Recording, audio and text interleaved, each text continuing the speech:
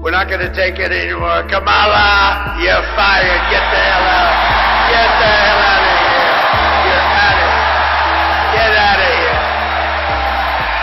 America के नए राष्ट्रपति के तौर पर डोनाल्ड ट्रंप का दूसरा कार्यकाल 20 जनवरी 2025 से शुरू होगा। जाहिर सी बात है कि व्हाइट हाउस में वो अमेरिका के लोगों के वोट के दम पर पहुंच रहे हैं, तो उन पर वोटरों से किया वादा करने का दबाव रहेगा। लेकिन उससे पहले ही पश्चिमी एशिया में डोनाल्ड ट्रंप के अमेरिका के राष्ट्रपति पद की शपथ से पहले अरब देशों ने इजराइल और अमेरिका के खिलाफ एकजुटता दिखाने की कोशिश की है, जिससे ट्रंप की टेंशन बढ़ सकती है। इसके अलावा ईरान को लेकर जिस तरह अरब देशों का रुख है, उसे संभालना भी ट्रंप के लिए एक बड़ी चुनौती साबित हो सकता है।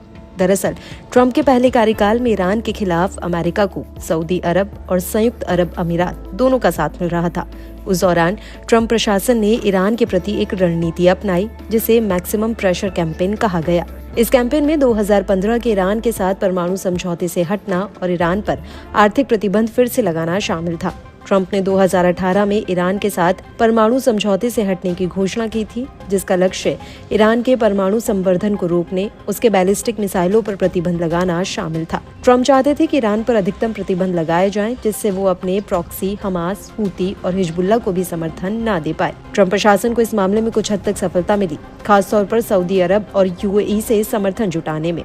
मध्य पूर्व की ये दोनों शक्तियां उस वक्त ईरानी सरकार को कमजोर करने की इच्छुक थी, लेकिन अब ईरान के साथ संबंधों की बहाली के बाद दोनों ही देशों ने उससे संबंधों को और मजबूत करने की ही कोशिश की है। ट्रंप की जीत के बाद सऊदी अरब के रियाद में इस्लामिक सहयोग संगठन और अरब लीग की संयुक्त बैठक हुई थी, जिसमें ईरान के उपराष्ट्रपति मोहम्मद रजा अरेफ को भी आमंत्रित किया गया था। इस सम्मेलन में सऊदी, यूएई जैसे देशों ने न केवल इजराइल के खिलाफ एकजुटता दिखाई, बल्कि ईरान के साथ खड़े भी दिखाई दिए।